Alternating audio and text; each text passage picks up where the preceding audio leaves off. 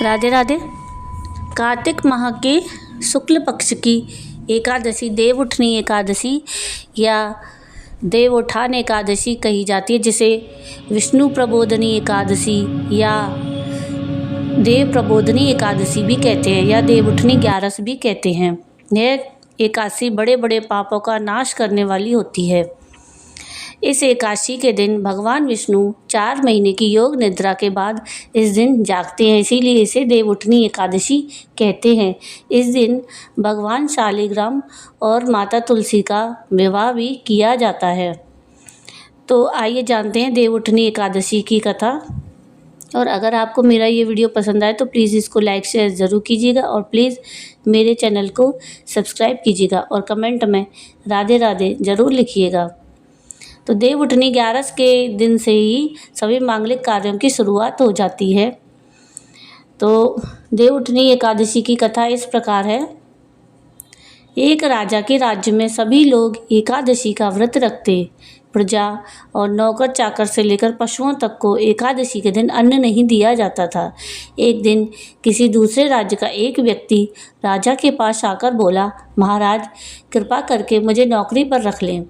तब राजा ने उसके सामने एक शर्त रखी कि ठीक है, रख लेते हैं, किंतु रोज़ तो तुम्हें खाने को सब कुछ मिलेगा, पर एकादशी को अन्न नहीं मिलेगा। उस व्यक्ति ने उस समय हाँ कर ली, पर एकादशी के दिन जब उसे फलाहार का सामान दिया गया तो वह राजा के सामने जाकर गिड़गिड़ाने लगा, महाराज इससे मेरा पेट नहीं भरेगा, मैं भूखा मर जाऊंगा, मुझे अन्न दे दो। राजा ने उसे शर्त की बात याद दिलाई, पर वह अन्न छोड़ने को तैयार नहीं हुआ।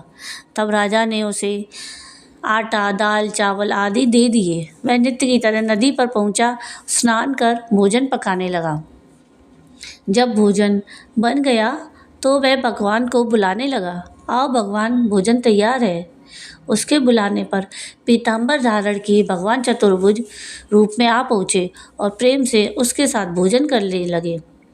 भोजन आदि करके भगवान अंतर्ध्यान हो गए और वह अपने काम पर चला गया। 15 दिन बाद जब अगली एकादशी को वह राजा से फिर कहने लगा, महाराज मुझे दुगना सामान दीजिए, उस दिन तो मैं भूखा ही रह गया। राजा ने कारण पूछा तो उसने बताया कि हमारे साथ भगवान भी तो खाते हैं, इसीलिए हम दोनों के लिए ये सामान पूरा नहीं होता। यह सुनकर राजा को बड़ा आश्चर्य हुआ। वह बोला, मैं नहीं मान सकता कि भगवान तुम्हारे साथ खाना खाते हैं। मैं तो इतना व्रत रखता हूँ, पूजा करता हूँ, पर भगवान ने मुझे तो कभी दर्शन नहीं दिए। तो राजा की बात सुनकर वह बोला, महाराज यदि विश्वास ना हो तो साथ चलकर देख लें। राजा एक पेड़ के नीचे छिपकर बैठ गया। उस व्यक्ति ने भोजन बनाया और भगवान को शाम तक पुकारता रहा, परंतु भगवान नहीं आए। अंत में उसने कहा, हे भगवान, यदि आप नहीं आए तो मैं नदी में कूदकर अपने प्राण त्याग दूंगा। लेकिन भगवान नहीं आए। तब वह प्राण त्यागने के उद्देश्य से नदी की तरफ बढ़ने लगा। प्राण त्यागने का उसका दृढ़ इरादा जान शीघ्र ही भगवान ने प्रकट होकर उसे रोक लिया और उसके साथ बैठकर भोजन करने लगे। खा पी कर वे उसे अपने विमान में बैठकर अपने धाम में ले गए। यह देख राजा ने सोचा कि व्रत उपवास से तब तक कोई फ़ायदा नहीं होता जब तक मन शुद्ध ना हो। इससे राजा को ज्ञान मिला। वह भी मन से व्रत उपवास करने लगा और अंत में स्वर्ग को प्राप्त हुआ। तो ये थी देव उठनी एकादशी यानी देव उठनी 11 की कहानी।